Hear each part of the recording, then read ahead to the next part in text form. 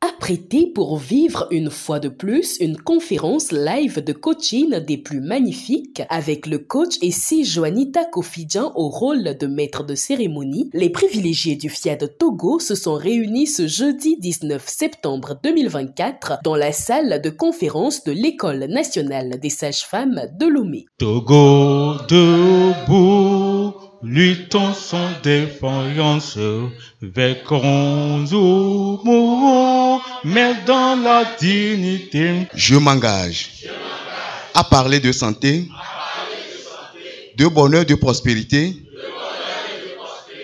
à chaque personne à qui je parle. Deux vaillants coachs ont été choisis pour introduire la soirée avec l'hymne national togolais et le credo FIAD. Il s'agit des coachs Edem Aklikoku, électricien bâtiment, et Antoine Atiogbe, photographe. Ils sont suivis du coordonnateur FIAD Togo, coach Wilfried Labarboré, qui a prononcé un chaleureux et accueillant mot de bienvenue. Bienvenue à cette nouvelle rencontre hebdomadaire du Forum international des ambassadeurs du développement. Se retrouver aujourd'hui est une occasion de continuer à bâtir ensemble notre vie et notre épanouissement. Votre présence et votre engagement témoignent de votre volonté d'apporter un changement positif et durable à votre vie. Des orateurs brillants et talentueux ont été choisis pour nous éclairer dans cette soirée. Alors, je vous décrète la cordiale et la chaleureuse bienvenue et une excellente soirée d'écoute et d'apprentissage. L'orateur suivant, le coach Patrice Lebikassa, juriste de formation, exprime le pourquoi de son attachement à l'association FIAD Monde. J'aime le FIAD parce que depuis que j'ai fait sa connaissance, ma santé n'est plus la même. J'étais reconnu dans ma famille comme la personne qui tombait fréquemment malade.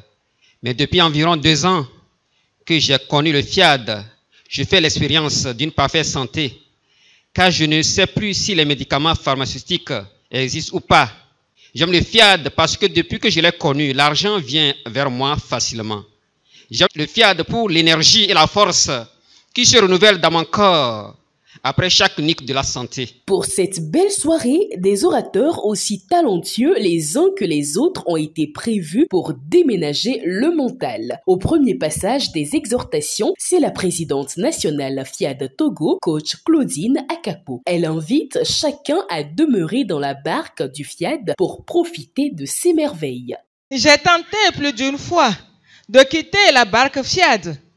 Les anciens se souviennent de ma démission à la tête de FIAD Togo. Une autre fois, j'ai demandé une suspension, fut-elle de courte durée, de ma participation aux activités de FIAD Togo au président mondial, qui ne me l'avait pas accordé.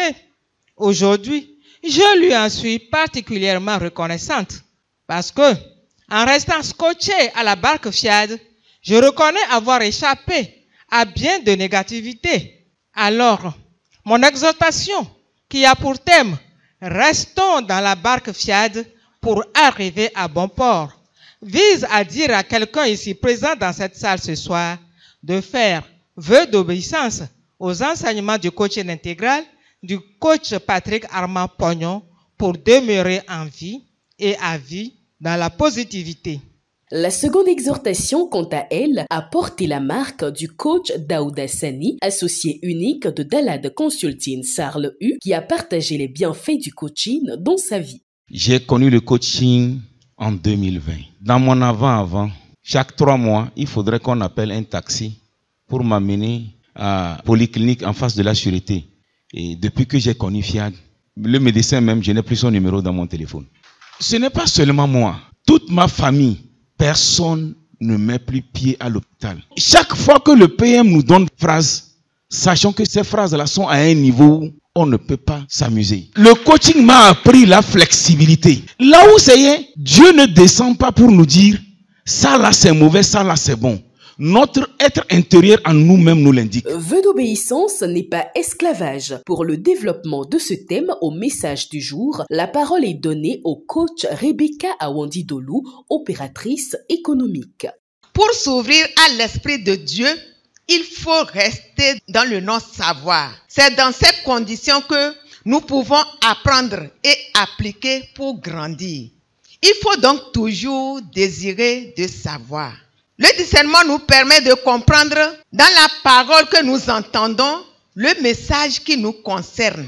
Le vœu d'obéissance devient esclavage si on oublie le volet discernement dans l'obéissance. Dans ce cas, celui qui fait vœu d'obéissance applique bêtement ce que son supérieur ou son mentor lui donne comme conseil. Il est important que ceux qui ont fait le vœu d'obéissance comprennent que leur point de vue aussi compte. Dieu guette à nous parler et nous devons écouter d'en bas pour cerner, appliquer et gagner. À soirée spéciale, appel à contribution spéciale. Cette rubrique a été prise en main par le coach Djeneba Ouedraogo Koulibaly, responsable d'une agence de voyage. Ne semons pas n'importe où et n'importe comment. Aujourd'hui, je vous demande de s'aimer dans la bonne terre. Et je vous garantis que vous allez récolter plus que votre imagination ne peut cerner. Il ne peut y avoir de rencontre de coaching sans programmation. Pour conduire, il est accueilli le coach Mariam Sani, journaliste à Coaching TV. Je renonce à mon mauvaise habitude. Je renonce à mon mauvais caractère. Je renonce à mon mauvais caractère. Cette soirée satisfaisante à tout point de vue se termine sur des accolades fraternelles et le partage du cocktail. Ce soir, j'ai vu un environnement débordant d'énergie. Il y avait de la joie, quoi. Donc, j'étais très contente de participer ce soir. La programmation était à l'épique des énergies possibles. La convivialité était vraiment au rendez-vous. Ça changeait l'atmosphère dans laquelle j'étais avant d'arriver à la réunion. J'ai vraiment apprécié. Je viens à la fête, chaque fois quand je viens, j'apprends de nouveau. C'est ça qui me pousse à venir tout le temps. À l'issue de cette soirée, on peut voir des visages rayonnants de bonheur avec des participants décidés à faire vœu d'obéissance pour une vie épanouie.